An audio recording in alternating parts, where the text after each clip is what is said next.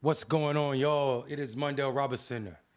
I don't know where the hell Marcus is. He's supposed to be here, but he's lost, I guess. It's a long way.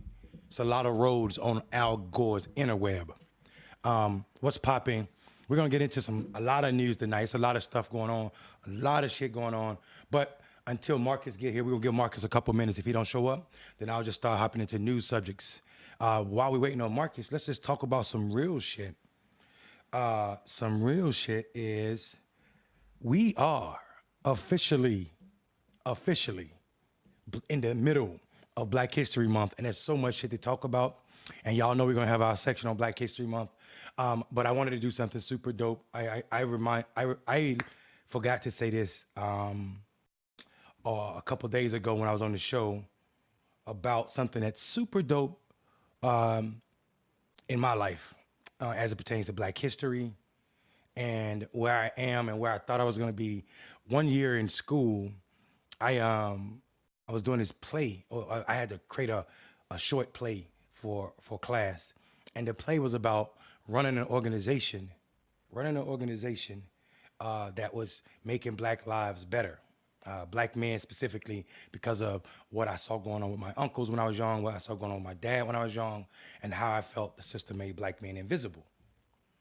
I was literally in at the latest, probably sixth or seventh grade, and I'm writing out this little play which was probably the most uneducated or crazy play. Somebody said about damn time. Shut your ass up in that Hawaii silky frame Chinese rug you wearing, you greasy black Bama. Sit your ass down. Interrupted my story. So what I was saying was I was about 8 years old and literally writing out this play about what I was gonna be doing. Fast forward to now, I'm 41 years old and I am the founder of Black Male Voter Project. This is super dope because February of last year, the organization was already doing what it was doing and building out what it was going to be, aching out what it was going to be in the political landscape, but we were nowhere where we are now. And because of Black Male Voter Project, there are so many Black people, more than 150 some people from last cycle that have already started building their own political careers and their organizations because of the work we did, the training we offered them. So I'm super, super dope to say that while it's recent history, Black Male Voter Project is making Black history and teaching Black people all of this shit that white people try to sell us at crazy rates or never tell us so they can keep overcharging us in the political space and doing no good for our community. So I just wanted to shout out that little bit of history while we wait on Marcus. And Marcus was supposed to have his ass here by now, y'all. So let's just get into the news. All right. If you watch that sport where they chase the ball around the guys with the tight pants and shit and kick the oblong thing towards the post, then last night was a big night for you. It was the 50-something Super Bowl. And that damn white boy Tom Brady showed up like a general last night. As much as I hate Tom Brady, there are two reasons I'm super excited he won a Super Bowl last night. The first one is the boy showed up like a general. Strategic. He didn't do nothing crazy. He literally just passed the ball off, did what he had to do when it came to throwing, hit people that he know he could catch, people that he can depend on, and he mollywopped Kansas City Chiefs 31-9, mollywopped their ass. So that's one thing I'm super dope about. The other reason is dumbass senator from Missouri sent a tweet out yesterday, a very, some people probably say it's a jinxing tweet, talking about how Kansas City was about to double up, and he called them the kingdom. This is what, now keep in mind, this is Hawley, who also supported the riots, Donald Trump, and try to get the election results from Texas, Pennsylvania, and Georgia decertified. Try to call for all these repeat elections. So anyway, seeing him eat crow on the internet was pretty dope. Plus, some of the responses to his message were pretty amazing. People saying that he was going to challenge the results of the Super Bowl because of something, something, something, and something, something, something. So it's pretty funny watching that, and I had a wonderful time laughing my ass off at the fact, not that Kansas City Chiefs lost, but that dumbass Senator Hawley was once again wrong, and the internet mollywopped him. So super excited about that. The Chiefs they were just that. I guess you're right. They was just. Yeah, I'm not big on football. I can't name 7 people, 8 people in the league. What I do know though is they got Kansas City Chiefs got their ass whooped last night, big time. So I oh boy, oh boy. And hey, Mondale, Hey, ghost of the Christmas motherfucking past, how you doing, my brother? nigga, you popped in this bitch like a genie. I'm over here trying to talk about foosball. I'm here trying to talk about foosball. I hear and you over here talking about foosball. I'm like, The nigga kicked the oblong thing through the post. Where you at? Shit. Hey, check this out. The most amazing part about the Super Bowl to me was that Bruce Arians, his staff, the coach for the Tampa Bay Buccaneers, his staff was literally 95% black. Come through now. And he is the only person who has ever had that black of a staff, right? So shout out to Bruce Arians, right? Because Bruce's staff is literally you have to have staffing positions to become a head coach. It is a farm system in the NFL, right? And Bruce is not giving them any excuses at all now for not hiring a black head coach. Why? Because his D coordinator was black. His D coordinator was black. His offensive coordinator was black, right? He has a woman on his staff as a coach, right? In the NFL. So shout out to Bruce for not only like almost single-handedly diversifying the coaching pool in the NFL, but you know that the city of Tampa, another city that has a whole bunch of black folks in it that people don't really realize that are there, and a lot of Afro-Cuban and a lot of Cuban people in general, right? But Tampa deserved that championship. But why is that diversity important for another reason? It's important because we got to utilize the weapons that we have and celebrate staffs also. Everybody wants to put this victory on Tom Brady, but I'm going to put a lot of this victory on Bruce Arians. He's been a coach. He was a Cardinals coach. He was always a successful coach. But here's a kicker. Here's a little fun fact about Bruce Arians. He was the first football player at Virginia, I believe University of Virginia or University of West Virginia one, that had a black roommate. And this is like in 1972, 73. He had his roommate was black. And his roommate's last name went by the last name of he has two. There you go, two. Of Barber, right? His roommate was the father of Rondane and Tiki Barber, the former running back, and both of them are Pro Bowl players right now, right? So he was roommates with a former Tampa Bay Buccaneers father's great, right? So it's just, I mean, listen, I'm not going to get into a GOAT conversation about Tom Brady because Tom Brady got his issues also, right? But what I am going to do is I'm going to give just that was good for football future. That's all I'm going to say. That win was good for American football's future. And that's the reason why I'm very happy, because we're going to be able to finally see, like, there's no more excuses, even though the NFL is still racist as hell, even though there's not one black majority owner in the NFL, even though the Super Bowl commercials that the NFL was talking about black people stuff and equity and this, that, and the other, and Colin Kaepernick still doesn't have a job, which is gaslighting Facts. and ultimate narcissism, right? Like, what are you guys trying to like gaslight us into believing that y'all aren't the league just a couple of years ago that kicked Colin Kaepernick out for taking a knee, hasn't said not one negative word about that same league with all those owners, haven't said a single word about, okay, there was insurrectionists. Why? Because half of y'all were funding the insurrection and watching with popcorn. Like, this is what we wanted the whole time. There's 32 teams and only one person of color who owns it, and that's Shad. Right. And Shad is a big time donor to the Republican Party of Florida. So, I mean, so he said what he said. Listen, And Marcus, I'm glad you went there because the politics of football is fucked up, right? Let's be 100. Niggas can't even pretend that like the NFL is right now. People act like the national anthem has always been a part of the NFL game. That's what pissed me off so much about like people talking about what Colin Kaepernick did, and I have my problems with how Colin Kaepernick did it. But Marcus, you made me see something that was real and accurate.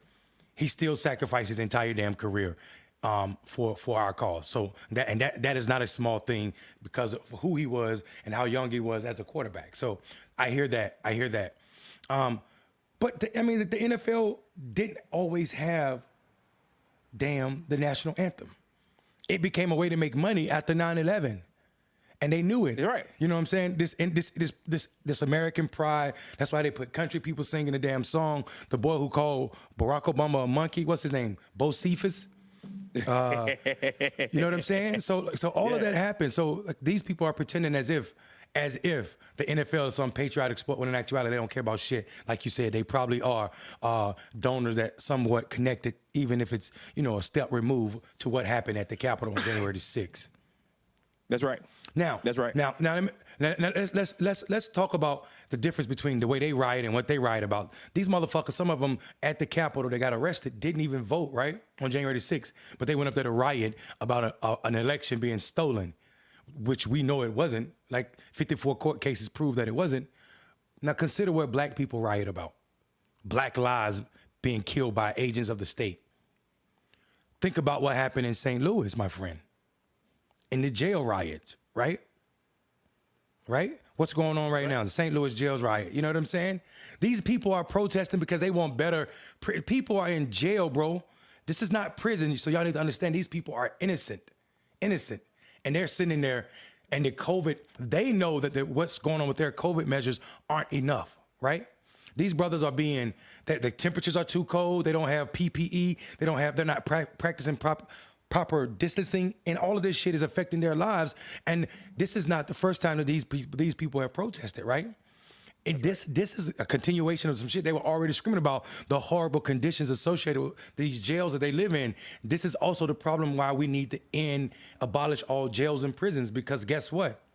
They're inhumane, even when the state owns them. So as much as we celebrate Biden talking about ending private prisons at the federal level, we need to end prisons in general at all levels, because it's absolutely disgusting, especially because we know they're based on locking up black and brown bodies for no other reason than to make money for folk.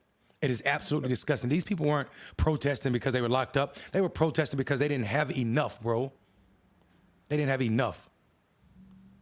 Now we think about that. They take away, the only right you can lose in America is your right to vote. That's the only right. That's the only right that was written in these white people's paper. That you can lose the right to vote. You can't lose the right to life, liberty, and pursuit of happiness, but you can lose your right to vote. In the Bill of Rights, that's the only one that you can lose. So I'm thinking that, incarcerating people and not allowing them to vote is going against the Bill of Rights. It's going against the Bill of Rights. We have like dehumanized. I mean, you know what? And I also will say that, there have been some studies. Pew did a study recently that shows that the amount of black people who are incarcerated is slowly starting to tick down, but we still are at a pace that is higher than any other race, no matter what happens. Like we're leaps and bounds beyond Marcus, other folks. Right. Marcus, Pew doing that is like a doctor telling me we're going to save your finger but cut off your hand. I don't give a fuck about it ticking down. It needs to be completely honest because, wiped out because black men still make up, black men in America in jail and prison is larger than the entire Chinese prison population, added with India's prison population. How the fuck? How is that possible, bro? Easy racism, right? And they got to look at us crazy as hell. But I mean, once again, I just want to stay away from foreign policy right now. Like, I don't even want to. I know there's some very atrocious stuff going on overseas right now, but like, I want to focus on this new Senate and this new president we got. I want to focus on them. I want to make sure that they doing what they supposed to do, right? Listen, what's the most disappointing thing with me right now? And this is not, I'm gonna change topics a little bit, but I want to bring it up. Is this conversation that we're having around $15 an hour minimum wage? I can't wait for the young folks to come up. I just cannot wait. I cannot wait for these jits out here. These 15, 16, 17, 18-year-olds to finally just like put these people to bed and to sleep forever. You know, I forgot his name. Proud Socialist. Ryan? I watch him on Twitter. We agree about some things. We disagree about some things. But he said something that was just intriguing to me. He said on Twitter that he said something to the point of, the moderate Democrats and Republicans will try to make you think that it is highly complicated it's this complicated thing to raise the minimum wage to $15 an hour. And it's not.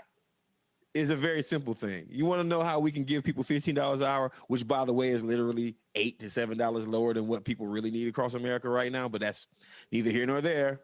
$15 an hour for the past 20 years. We're finally having a conversation about it. Lord knows I'm going to be all gray by the time we get reparations at this point, unless we change some things drastically.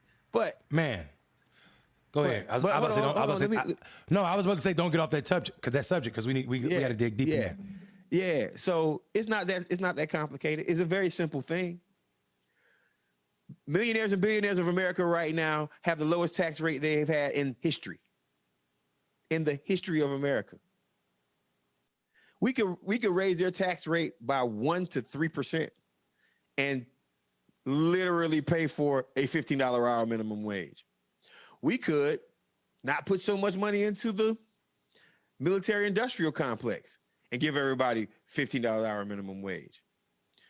And give businesses tax incentives. But they are so ingrained in the fabric of America that, and listen, there are some conversations that need to be had about some of these small businesses who are used to paying their people X, Y, and Z, but they are in a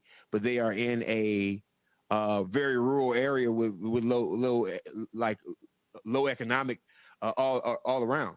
That's a legitimate conversation. But that's when we start talking about tax breaks, and that's when we start talking about incentives, and that's when we start talking about doing things to help those specific businesses out so they can make ends meet. Everything else is just capping. Y'all capping, they lying their ass off. They are making something complicated when it doesn't necessarily have to be complicated. And we put up with it. Man, what in God's name is the point of doing all this turnout work in Georgia and busting our ass for the last 4 years and registering all these people to vote and going through Republicans who literally want to stop us from voting at all times, right? They want to do things and purge voter rolls, and we fight against voter purges, and we doing all this crazy stuff just so we can vote. And then y'all get up there and y'all can't pass $15 an hour minimum wage, something that we've been talking about for the past 20 years? What the fuck what's the point of you being there? Listen. This is how I know the whole system is corrupt, bro. Check this out. Articles came out, studies came out. What is it? The Congressional Budget Office, this supposedly nonpartisan organization, came out with a study saying $15 an hour would cause people to lose their jobs, but it would raise people from poverty. That's what the study said, right? That's what I'm trying to tell people. It's always about level setting. If that's the base of the conversation, you can say this then. CEOs making $20 million a year causes people to not get $15 an hour, and it also increases poverty rate. Why are we studying what $15 an hour would do instead of studying what CEOs making less would do? You understand what I'm saying? Why are we studying, why are we focusing on people that are doing the work and how we can and why we can give people armor or weapons to use against the fight, the argument, to give us $15 an hour, at least $15 an hour. The reason is because we are ran by money and politics, bro. That study should never been studying what $15 an hour would do. It should be studying what CEOs make and what that does to companies. Because if these CEOs were making $1 million a year, which is more than in excess of what they deserve, we would be able to pay people $15 an hour and a lot more in a lot of cases. Some of these, I mean, think about what the guy who runs McDonald's make. And then think about what the person who makes the burgers make. The problem is we are talking about this conversation in the wrong way, and we allow it when we quote these studies or let these studies be written and nobody push back on those studies. I want to see a study on what the effect of CEOs' salaries is on people making a livable wage. That's a more accurate study, and that one addresses really the discrepancies in this country as it pertains to equity. That's what I'm talking about. Fair equity, man. Like the 40s, 50s, and 60s was a time period in American history where it was the closest, where the CEOs made the closest amount of money to the people who worked in the lower positions of their job. I mean, if you look at some of these, I believe Brazil had a town where they had a whole community of Americans down there that they made like tires at, I believe. And they built a community out of it. And everybody who worked for the company, from the CEO all the way, and this sounds a whole hell of a lot like communism, but just follow me here. Everybody from the CEO all the way down to the lowest person, they all lived in the same neighborhood, and you literally couldn't tell who had what, right? And it was a well-working society. Henry Ford made it so paid his people enough so they could buy a Ford. Check this out now. Henry Ford made enough so he could make his people buy a Ford. But McDonald's doesn't make enough where you could feed your family off of a meal of McDonald's every single night. Wow. Say it again, Marcus. You know, that's this Henry Ford. You know, this is like pre-bust, right? Like, you know, I think that's the only trickle-down economics that works, trickle down some of the payments when they were really trickling down. But Henry Ford paid his people enough money to buy a Ford, and McDonald's doesn't pay their people enough to buy their family a meal every night. And that's where we are in the society. And we got Democrats out here being triggered by it. They got Democrats being triggered by it. I just don't know. But on the same token, I kind of want to go into that. The reason why I kind of want to go into this Candace Owens thing because I would say she would be a viable option, but she's Candace fucking Owens. And if you didn't know about it, if you didn't see it yet, Candace Owens, the conservative writer and commentator who co-founded Blexit Movement, said that she was mulling a presidential campaign run on Twitter this weekend. That's right, folks. Candace Owens is I guess she's in it to win it. This hurts reading it, but I'll keep going. I Love America, the New York Times best-selling author, tweeted Saturday, "How is she a best-selling? Oh, white people. Okay. I Love America, the New York Times best-selling author, tweeted Saturday, thinking about running for president. Owens, who turns 32 in April, would meet the age requirement to run for president in 2024. Candace Owens also calls, the Connecticut native studied journalism at the University of Rhode Island, but left before completing her degree. She soon rose to online prominence with her opposition to cyberbullying and her very vocal political commentary. She did not immediately respond to a comment. She's feuded with a number of public figures, ranging from Cardi B to New York Congresswoman Alexandria Ocasio-Cortez, and also famously pissing off David Chappelle so much that he said, what did he say? She got to be the smartest dumb person I ever met. I used to be a waitress and I worked multiple doubles, Owens tweeted at the time. I'm laughing out loud at how much of a coastal elitist you have to be to view as a definition of a hard day at work. Please get on the plane and see the rest of the world or country, you spoiled brat. And this was in response to AOC saying Republicans like to make fun of the fact that I used to be a waitress, but we all know if they ever had to do a double, they'd be the ones found crying in walk-in fridge halfway through their first shift because someone yelled at them for bringing seltzer and they wanted sparkling. Well, AOC did kind of flame them, and she's right. So let me tell you why. Well, first, Mondale, what are you thinking here? Listen. So I want to say a couple things. Candace Owens, 2024. Oh my God! Please run. But before I get to Candace Owens, you was talking about Ford and what he paid people. We should also talk about what happened to Ford, right? Ford got sued in court by two of his employees who are also minority shareholders, John and Horace, the Dodge brothers. We talked about it on the show, remember? That's right. Ford, the Dodge brothers said Ford was determined to pay lower dividends, and their evidence was he wanted to make cheaper cars and pay people more. Ford paying people more than a livable wage back then. I'm talking about way more than a livable wage back then. And he got sued. And guess what? The Dodge brothers won that lawsuit. That law case is taught in classrooms all over the country. And it also shows what America will do all the way to the Supreme Court will defend capitalism, my friend, at the expense of workers, which means we cannot depend on the court because the court is already saying capitalism is free to exploit the hell out of workers. So that means when we elect lawmakers, they're out there. It's their fucking job to go up there and do what the courts can't do.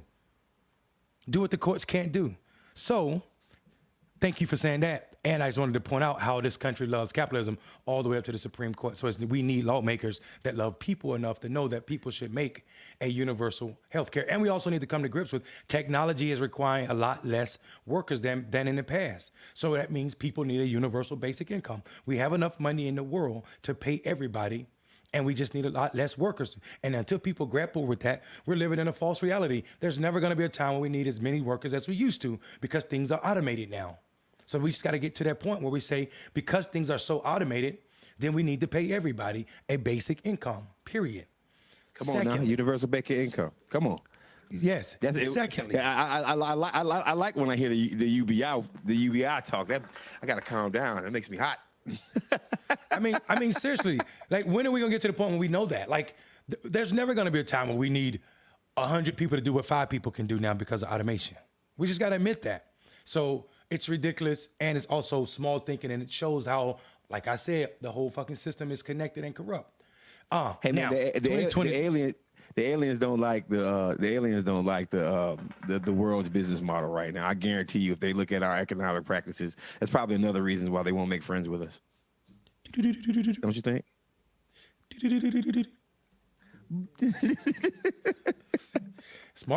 Marcus spend once a week out here talking to aliens through some kind of aluminum foil I want to go, man. With a big antenna. Give me the pill, man. Give me the pill. Just give me the pill, alien people. And I don't want it in my butt. I don't want it in my butt. I don't want no probe. Y'all see I've been righteous. I've acknowledged your presence. Hey, matter of fact, speaking of aliens, Candace Owens, 2024. Marcus, listen. Candace Owens, 2024. Candace Owens is the biggest pimp. After Donald Trump, she's the biggest pimp in the Republican Party. The way she is fooling them and tricking them, it's not old history where Candace Owens, who now don't believe in institutional racism, her and her family won a lawsuit against the Connecticut school system that you were just talking about, Marcus, because they discriminated against her. But now she said there's no such thing as this institutional racism that she won a lawsuit for, right? I wonder if the people that she sued can come back and sue her now, because she's like, listen, this is what Candace Owens said. Can we get our money back? You know what I'm saying? Can we get our money back with interest? So I think Candace Owens' trickery has led her to this space where she's comfortable enough to have this conversation and people not fall out the chair laughing. All I need her to do is file the paperwork, sis. File the paperwork. Because I would love to have Candace Owens as a candidate over there in that party, because I need all the distractions in the world over there to make us look good over here. So go for it. I'm all about it. I'm all about it. Candace Owens 2024. Let me tell you what I think about that. I think that she will do well in the Republican Party, a party that hasn't completely scourged itself of Donald Trump. I think that there's a lot of Republicans that she's mad at right now because they threw her under the bus, not realizing that Republicans organically throw people under the bus. Democrats just kind of intentionally do it every now and then, but it's in their DNA to throw black people under the bus, right? So, I mean, they're some of their biggest diamond and silk, threw them under the bus. Pretty much most of the black people on the Republican side of the house, they just threw them under the bus, right? So Candace running for president, it's going to make some interesting conversations, right? And my only issue is that we can't have a Democratic firebrand that runs for president actually be successful, because Candace is going to push. I don't even know. I mean, what do Republicans believe in? What does Candace believe in, right? Like, what is she going to say? Like, what would be the Candace Owens platform? It's the same thing. Fake news, mainstream media. Black Lives Matter is a terrorist group. Democrats want to move your borders so Mexicans can come in and rape and pillage this country. That's all the Republicans talk about. Everything else is BS. They don't believe it. And by electing Donald Trump, they prove it. But what they do believe is in racism, xenophobia. They do believe in this idea that America is an exceptional country sometimes, except for when Democrats win national elections. Real quick, I'm gonna respond to that. But real quick, Dwayne, would you put up Jonathan Tipton's super chat? Thank you for the super chat, by the way. Speaking of super chats, Dwayne, how many viewers? How many viewers we got? We've been following you for a long time.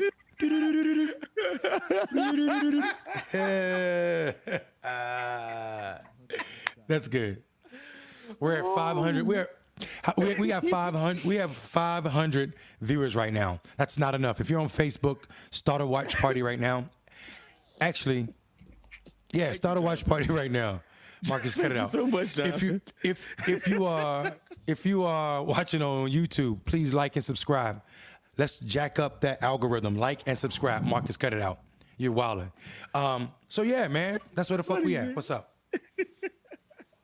Yeah. Okay. Yes, I like that ticket. I like that ticket. I like that ticket a lot. I mean, their platform is going to be on nothingness.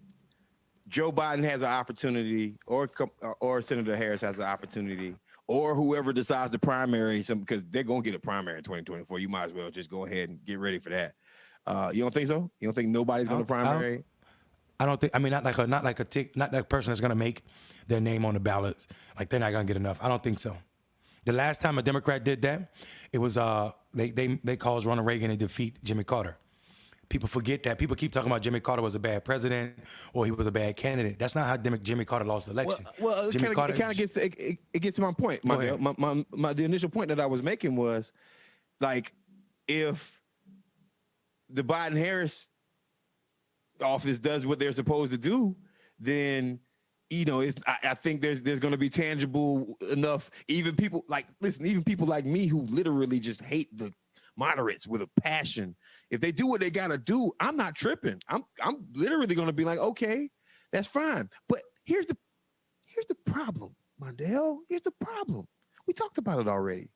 God damn it, give us $15 an hour. Like, put your fucking, like, what's the point?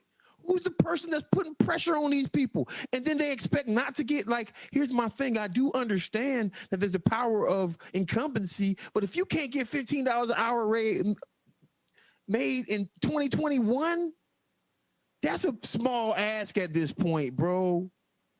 We give billions to Israel. We give billions to the military industrial complex. There's a lot of money going to different places. And I'm not mad at Israel. I am mad at the military industrial complex, but there's a way, like, so how do you expect to not get primary? Like, I mean, you got to do something. You dig what I'm saying? And I also no longer believe in looking at a lot of former presidential races. I no longer believe in those anymore. I no longer believe in history. I know I should, Mondale, but I no longer believe in history. I just don't. And the reason why is because there's too many unknowns in the game right now, bro. AOC mess around and say I want to run for president, even though I don't think she'll be old enough. But that throws a Jimmy wrench in it. And I don't know if Jamie's going to rig anything for anybody. I just don't. That's what I'm saying. Like, I don't think Jamie's going to rig the DNC like it was rigged in the past for Hillary Clinton against Bernie. And don't get me wrong, Bernie still could have done some different things to do better, but there's evidence that shows at this point that there's some of that. There was a lot of collusion that was going on. Hey, can we take a break? I want to go get some booze. All right, run this break. We'll be back.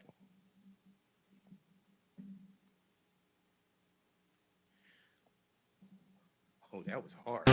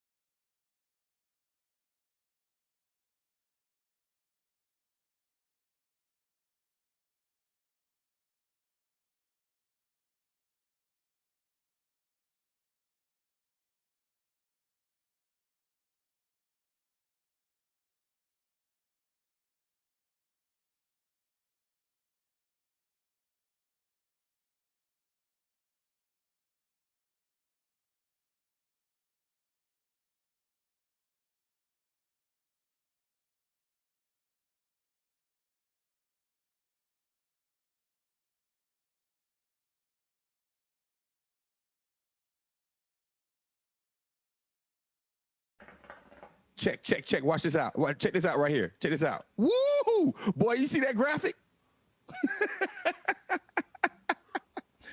Blow! Clickbaity getting all professionalized on it. Blow! Shout out to Dwayne. Shout out to Dwayne and Done Right Media and the team over there, man. They got us looking like we somebody. We've been, and you know, it's funny because we've been at this for a minute now. You know what I'm talking about? Like, man, we coming up on our, listen, we coming up on a year. Trap Squad, you guys are almost year-old squirrels. Trap Squad, we are almost at our year mark. And we get there, just know that we are a night show and a morning show. The Morning Trap is the brainchild of Clickbaity Political Thirst Trap. So don't y'all forget that. We are in a year. We've brought so much content. It's unbelievable, man. Unbelievable. So, Dwayne, thank you so much for you and the team over at Done Right Media. Also, if you need your media done right, you should look at Done Right Media. Yeah, do that. Hey, Dwayne, I don't know if the audience heard you, but he in our ear talking about some, I'm going to clip that. I was going to clip that, and I'm going to do that. But if you want black people doing your stuff, then you make sure that you check out Dwayne. Ain't nobody tell you to click yourself, Dwayne. Pull that down. This ain't the Dwayne Done Right Media show. This is the Clickbaity Political Thirst Trap show. You take that shit down. But it looks this good because of Done Right Media, though. Tell the truth now. Because when it was just you and me, we were like grainy and shit over there. Yeah. So you know, yeah. I'm talking about back in the heydays a year ago. But actually, we should get credit for our show We should have dog years. Clickbaity should be 7 years old by law. We should take this to court because 2020 was a motherfucker. Ooh, oh, good point, bro. Good point. Yeah, you're absolutely right. It should be like, you know. But here's the thing, though. I don't want to age it until like if we are 7 years in the game, then I want at least 700,000 people watching our show live. I love that. I love that idea. And So it's possible. I want to be right where we are right now. Right. I hear you. You dig what I'm be saying? present. Yeah. Yeah, Marcus, I hear you. Yeah, I want to. So it's the trap squads. It's y'all duty to make 700,000 people watch us. We're giving it to y'all. So bring it back. Bring it back. April 11th was our first show. And we've had a lot of people on our show, man. Look at our resume right now. You know, we had No Miki, we had Dr. West, we had Killer Mike. We had Dr. West a few times. We had other people too now. Come on. Times. We had Stephen Bishop. People. Yeah. You know what I mean? Like, we had Nina Turner. Y'all don't, man, we ain't trying to give y'all no Alicia bullshit. Garza. We had Alicia Garza. We had Ben America.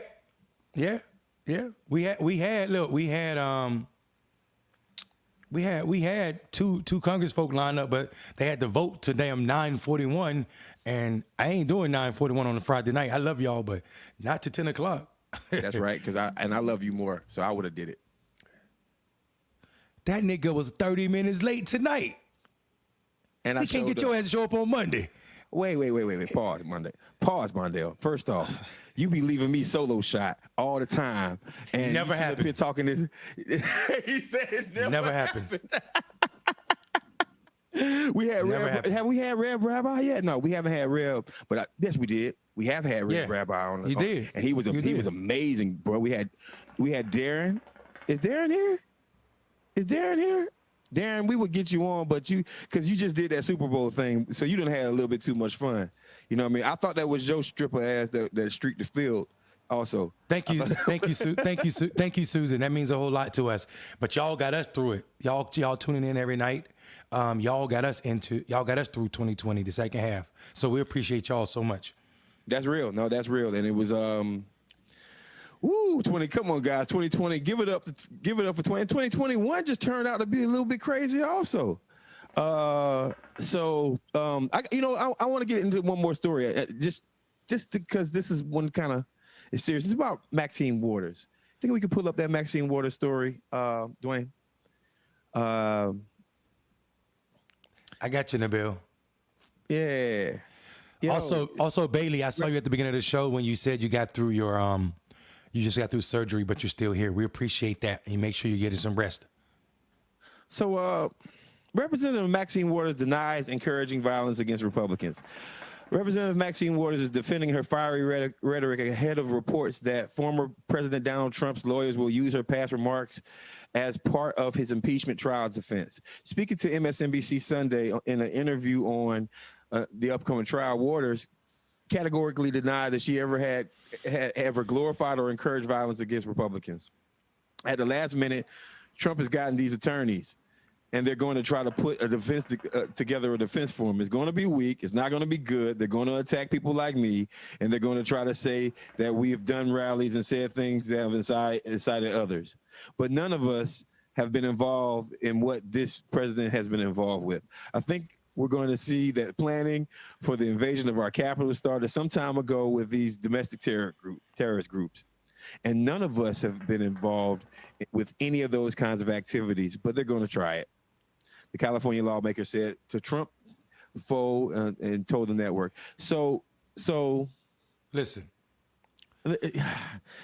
So their defense is, I blame black people, right? But this is deeper though. It's deeper because I know what they're talking about. I don't know if y'all remember back when they started caging people, these kids and families up, right? When they separated the families, and you remember at one point, some restaurant owners was like, y'all can't come here, telling Donald Trump's administration, y'all can't come in here. And people weren't letting them eat peacefully. People were like booing them, screaming at them. But this is about them caging kids and separating them from their parents. So Maxine Waters' response was, keep doing it. Keep doing it to people who are locking up kids and separating them from their families.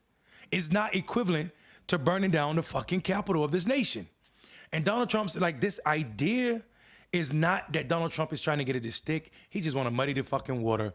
And he gonna probably throw this out, Black Lives Matter, talk about Kamala Harris, paying bail for some people. Everything that you can think of that black people do to support black people and brown people, they're gonna have a problem with it. And it's gonna be a part of their raggedy ass defense. Hey, listen, that's because Donald Trump ain't learned nothing yet, right? And what he's banking on is what all the white folks who went to the Capitol is banking on. What he's banking on is Whiteness. 50 senators agreeing with him. What he's banking on is that there's going to be a couple of Democratic Congress people and senators who agree with him. And you know what they're banking on? Toxic whiteness and racism. They actually think that the narrative is going to work in this day and age when Democrats know for a fact that they have to be somewhat accountable to black voters and people who elected them. They do know that, by the way. They do know that. He thinks that blaming the same movement that basically got Joe Biden elected, he thinks that blaming that movement is going to play well with the people in Congress. And what he needs to realize is that the majority of folks in Congress, the Democrats, even if the Democrats don't do nothing for black people, the Democrats in Congress know that Black Lives Matter wasn't the reason why the insurrection happened. He's going to fool himself. He's going to try to fool himself just like they've been lying to themselves, right? They're going to try to lie their way through this from right here because they don't know how to do anything but lie. They wanted to say that Black Lives Matter and Antifa was the reason why all these white folks went into the Capitol. That's because they are so used to lying that they haven't operated in the truth in a very long time. And now they're going to professionalize the truth and try to bring it up in a legal standing. That whole conversation about having Donald Trump under oath, did that work? I need to figure that one out. Because if he's under oth, that's your ticket right there. No, they said he's not going to testify. He ain't going to testify. He's a fuckboy. And also, here's my next thing. Let's talk about violent rhetoric from the left and the right. You ready for it? You ready for it? You got Marjorie Taylor Greene, violent rhetoric. You got the violent rhetoric. She explicitly said with an AR-15 shooting in her hand that she's going to be the squad's worst. No, she said she liked the post that said somebody should kill Nancy Pelosi. What the fuck is wrong with her?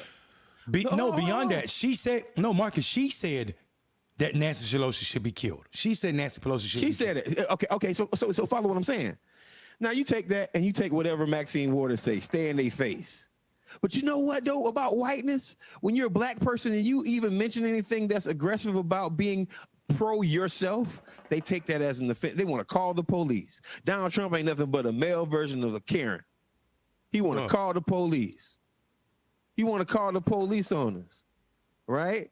And that's what he's trying to do. He don't get that Maxine Waters got more standing with Republicans in the Congress than he does. That's what he doesn't understand. That woman, that's why she on my wall. She made my wall. She dope. I like her, man. She a firebrand for sure. She is. She's right. And she's got courage. She's got courage even when everybody in her party does not. She's still standing up straight. I like that for sure. That's why she's anti-Maxine. Yeah. So let's not get this twisted, right? Thank you, Lorianne. Maxine Waters did not start or amplify or do anything toward, because guess what? Here's my thing about Republicans. If that had happened, you know what? They would have not stopped talking about it. If this is the first time that you've heard about this at a massive level, then that means that they're full of shit. Point blank. The argument is capping, they all capping. Facts. They all capping. Facts. They all capping. Not in a small way. You want to bring in this last story before we get in before we I think go? You want to bring? no. Before we go, we can't do that. We can't leave any show in February without doing the Black History segment, brother. Oh, I am tripping. So before you know we what? go, yes. I was late. That's what happened. So let's do it. Let's do some Black History stuff. Can we run that segment? Mondale. All right, so I'll go first. I'm cool with that. But today I'm going to talk about somebody. But before I do, Dwayne, from now on, you and Marcus need to be prepared. Like when we get ready to do this, the Black History show segment of the show, we run that little music that one of our listeners what happened created. to the music? Because that music is dope. Yeah. We got a song for y'all for Black History Month. So going forward, y'all prepare yourself. It's gonna be great. But the brother that I want to highlight this evening is no other than Bob Williams, aka Fuck With Me If You Want To, black man from North Carolina. This brother was born in the 1920s, but before there was Black Power movement, before there was Black Panther, before there was Malcolm X, Robert Williams was already holding white people accountable. He was not allowing them to play him. What this brother was doing was literally by himself building an army. He was teaching black people how not to be disrespected by white folk, teaching them how to arm themselves, teaching them how to shoot rifles, and building defense corps. So when some violence happened to black people, he responded accordingly. So this brother, I'm talking decades before the Black Power movement, was already doing Black Power. One time in Monroe, so this is what people remember from the Civil Rights Movement. This is moving up to the 60s. One time in Monroe, North Carolina, the Freedom Singers was catching hell. The Freedom Riders were catching hell. For the folk that don't know who the Freedom Riders are, it's a group of people from up north that wanted to go down south and encourage people to vote, where the white people were about to kill them. So what Williams did, because he was the president of the NAACP, the local chapter, he literally was training people up. So he called a group of people, black people that were armed, that had been trained by him, to line the roads between the white section and the black section, and gave safe space for the Freedom Riders so they wouldn't get killed by the white mob. And because he did that, the NAACP sold him out. They fired him as president. But then the white people in North Carolina, in Monroe, North Carolina, tried to charge him with kidnapping because he kept the white people safe in his house when they were trying to get him. When the white folk were coming to get him, the mob was coming to get him. So what this brother did was he went to Cuba for 3 years, and he was exiled to Cuba. And what he did in Cuba was something he kept on doing. Fidel allowed him enough frequency on the radio in Cuba to continue his radio show, which was called Radio from Dixie, or Dixie Free Radio is what it was actually called. And and while he was doing that, he was still pumping out Black Power rhetoric through those radios all the way there.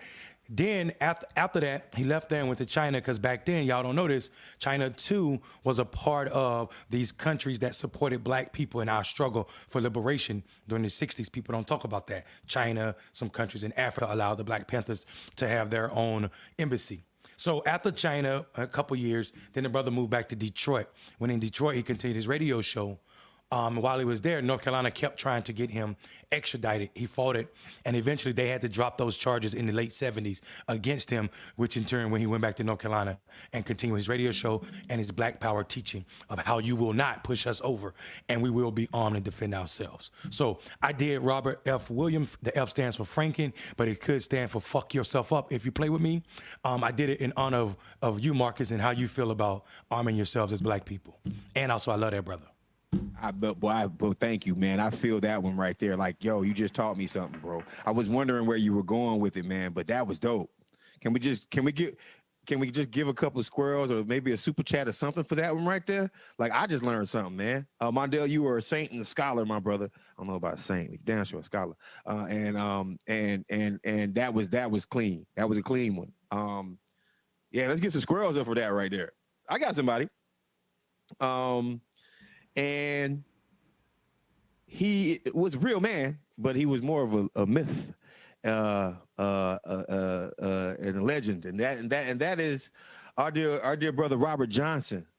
Man, Robert Johnson, 27 years old, born May 11th to August 16th, 1938. He was an American blues guitarist, singer, he literally you can go ahead and say that all modern music, the way it is now, he can be traced back to Brother Johnson, Robert Johnson. He was also rumored to have made a deal with the devil at the crossroads. Depicted in what movie?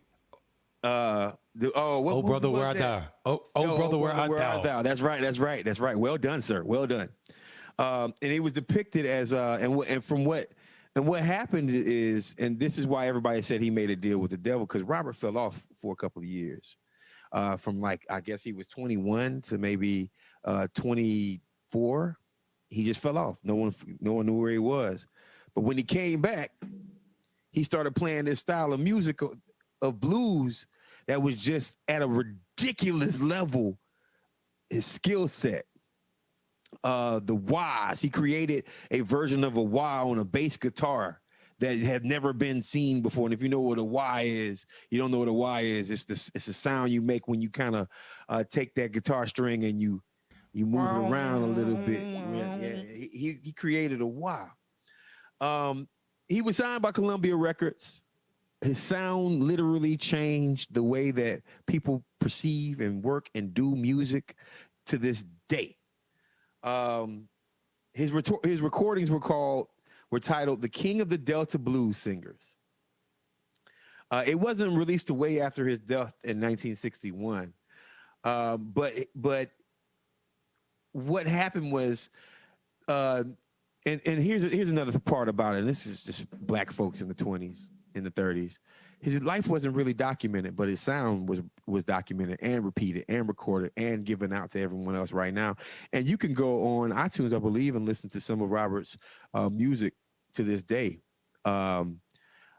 He was told, and a story was told to me by actually somebody in Mississippi, right? I got black folks be having family members who know about this stuff, right? And I got told a story about Robert Johnson being such a powerful guitar player that people would line up for almost a mile, right?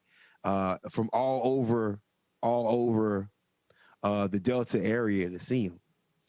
And Robert died. It was a very mysterious death, right? And he died, and I mean, as legends go, he died because he was flirting with a man's woman. And there's actually no official cause of death yet, but people think it was strychnine. He died because he was flirting with a man's woman. It sounds like a blues song. Someday he would write. Like he was flirting with a man's woman, and the woman brought him a bottle of whiskey that was poisoned. Shit. And he refused the first bottle of whiskey, and she brought him another one, and he drank it, and he died on the side of the road, and he was found later on, and no one gave him an autopsy because, I mean, it's like pre-1940s Mississippi. So shout out to Robert Johnson, the man. And I will also do Robert Johnson, the mogul, soon, but I wanted to give Robert Johnson a big props and shout out for basically creating the blues and modernizing the blues to this day. So yeah, listen. It's so funny that you pulled out one of my favorite musicians, man. So that's pretty dope that you did that. Especially, I mean, man. So we credit him for creating what we know as blues right now for sure. But also, bro, rock and roll doesn't exist without Robert Johnson. There's no rock and roll. There's definitely no British. All these British so-called soul, blue-eyed soul music. It is a byproduct of Robert Johnson. And like you said, Marcus, there's so many legends about this man's life. It's because he was a traveling musician back then. As a black man, to be a traveling musician, moving around like that was mysterious in itself. He played mostly on street corners. He had basically no success when he was living. Very few people knew who he was, and when they went trying to put him on a big stage at the Carnegie Hall, they didn't even know the brother was dead. They literally was looking for him, trying to find out where he was so they can actually get him to play the Carnegie fucking Hall, and the brother had already died. That's how mysterious his life was, man. So, but that death with that deal with the devil thing was serious. People actually believed it because the way he picked that string was satanic. They said it was satanic. So yeah, man. Shout out to Lead Belly too. I like the way that movies portray him, and characterizations of him. Right. I saw another movie where he was playing, and it was like he put the whole crowd in trance. You know, I mean, but listen, man, if you listen to it now, it's like, goddamn, he was really goddamn good. He was amazing, man. He was amazing. Most of the time, sitting on a bucket on the street corner, just picking that guitar, telling everybody about the sadness of being a black man in the 20s. And we just had a famous musician make a comment. We put it on the screen. Afra is a wonderful songstress herself, and thank you for being in the show, sis. We appreciate that. Yeah, that's what's up. What'd she say? Yeah. Lead belly, okay. But she said, I mean, she also said that they could do autopsies on 3,000-year-old mummies. They can definitely do it on our mysterious leaders. She was talking about the death of our leaders, the ones that died mysteriously. She's absolutely right. I'd be amazed if they even had formaldehyde in that brother's body right now. I mean, formaldehyde don't go away, man. The life cycle of formaldehyde, I think, is forever. Here's the thing, though. I think we talked about it on the show, and if we didn't, we should just mention it right now because it pays into what Afra was talking about. We know that because of autopsies and paperwork, really, a FOIA request just released that the CIA played the lead role in killing Malcolm X, along with the Chicago PD. So that just came out this week. So I think America don't want to do autopsies. Was it Malcolm X? Or was it Fred Hampton? I'm sorry, Fred Hampton. We already knew they killed Malcolm X.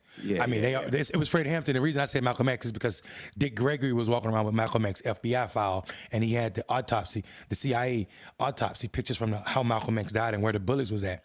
And the bullets came from the back, and that's interesting since nobody was behind Malcolm X, and they were coming down at a downward anger, and it was a stage back there.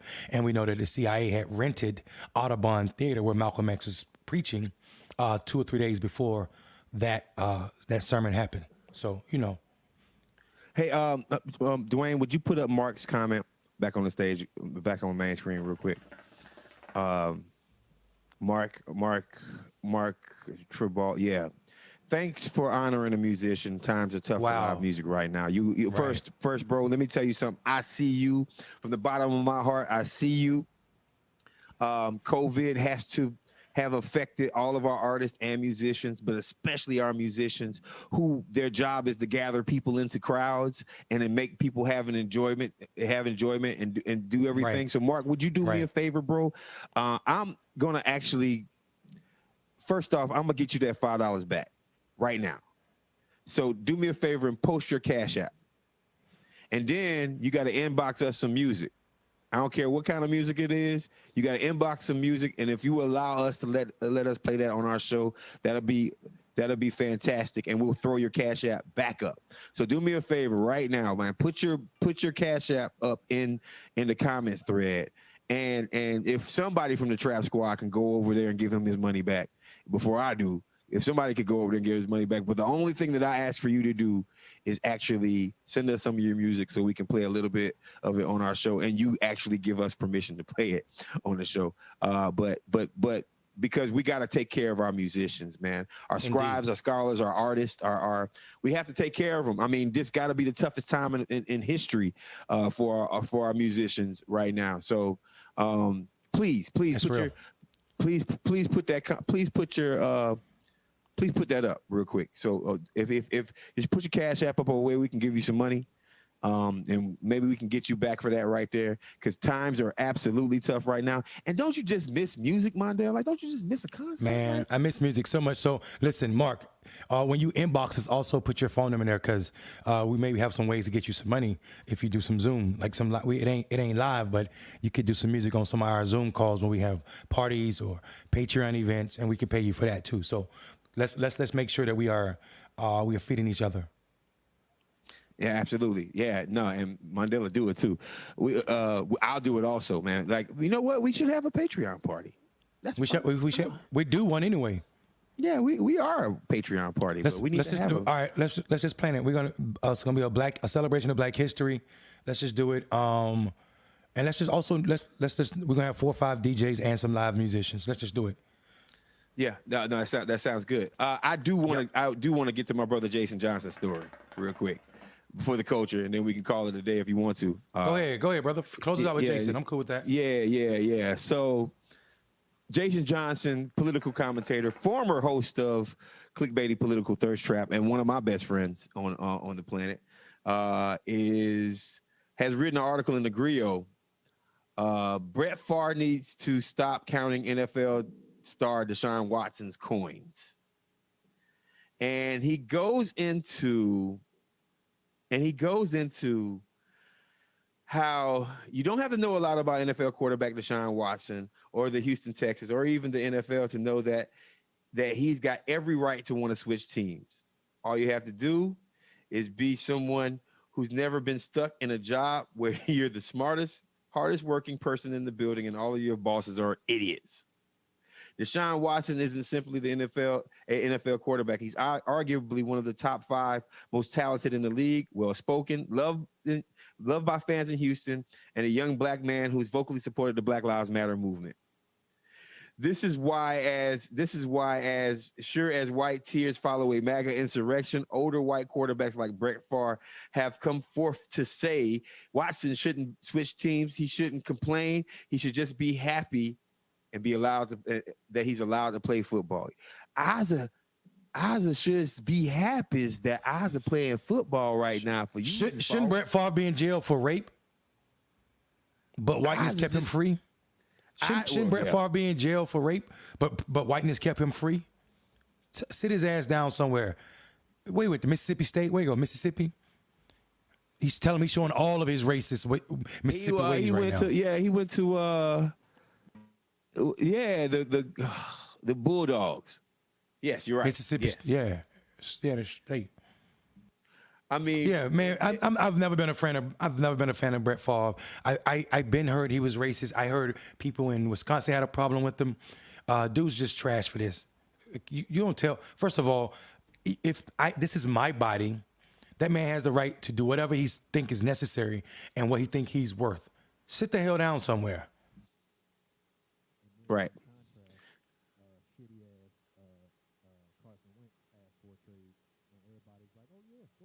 Oh, yes, right. So, and thank you, Dwayne. Dwayne was just in our ear.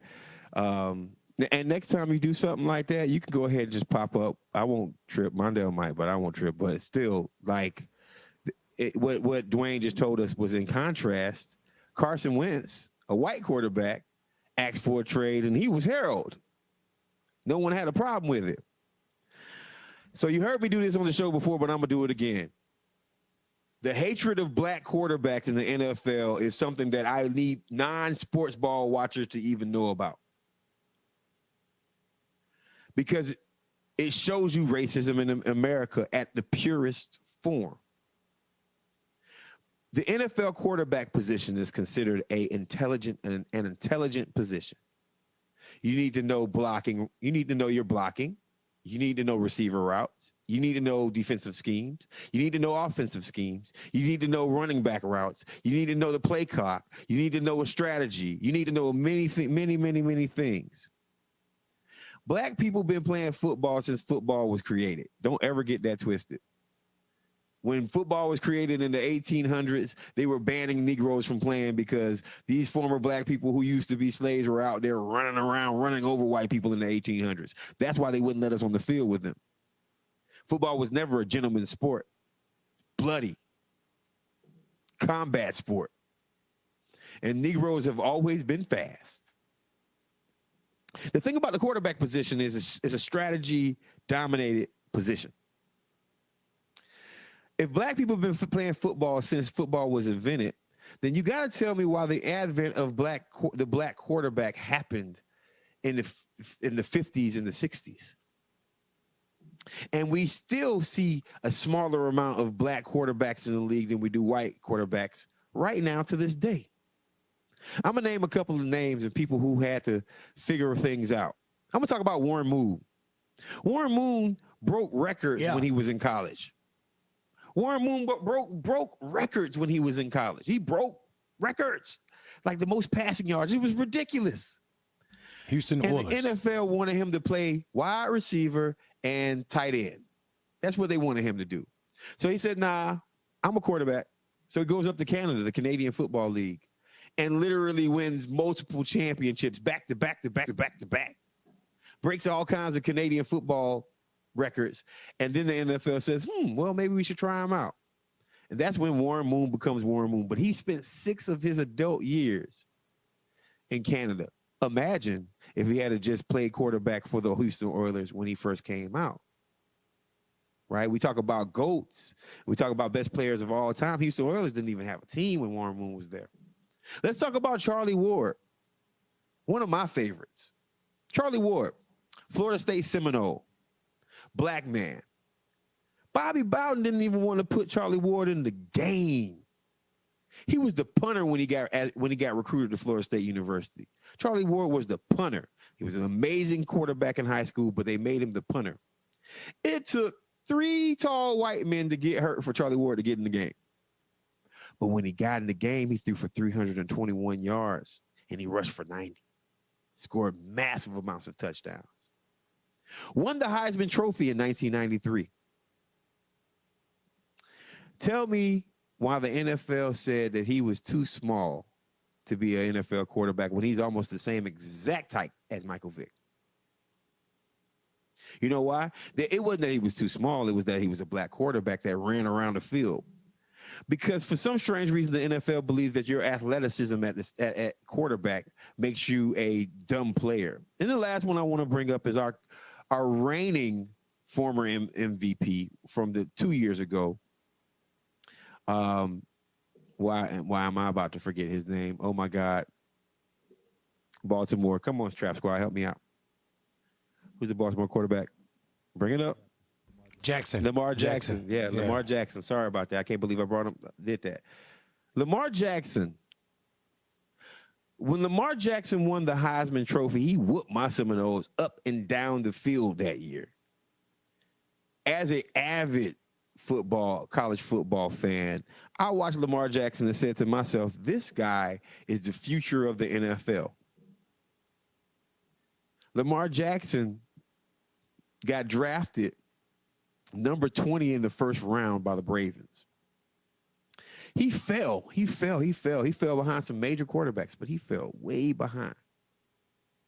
And the reason why he fell is because Lamar Jackson can run a 4.4 flat. He's one of the fastest human beings on this planet. So, of course, the NFL, what they race his ass, wanted to make him a wide receiver and not a quarterback. Why? Because if you're that fast, you can't be smart. Harbaugh, the coach of a lot of people give Harbaugh credit, but I'm gonna let you know something. Harbaugh, his coach at Baltimore, was getting his ass kicked trying to run a classical NFL style pocket passer game with Lamar Jackson. He wasn't some statistical genius. Harbaugh was trying to save his job. So if you got one quarterback that's amazingly fast and you're trying to save your job, well, maybe we should do something different and center the offense around this fast brother who has a cannon. Well, when he did that, Lamar Jackson actually won his first MVP. So what I want to say to you guys is this right here. Whatever position that you're in, when you're black and you're talented at it, people want to take you down a peg just because you do it better. Don't let anybody take you down. Right? Be Lamar Jackson, prove folks wrong. And that's all I got to say on it. Mondale? Nah, bro, that's dope. That's beautiful. We'll see y'all in the morning on all of the Clickbaity channels. Clickbaity, Political Thirst Trap, The Morning Trap. We going in, y'all. See y'all in the morning. Peace. Peace.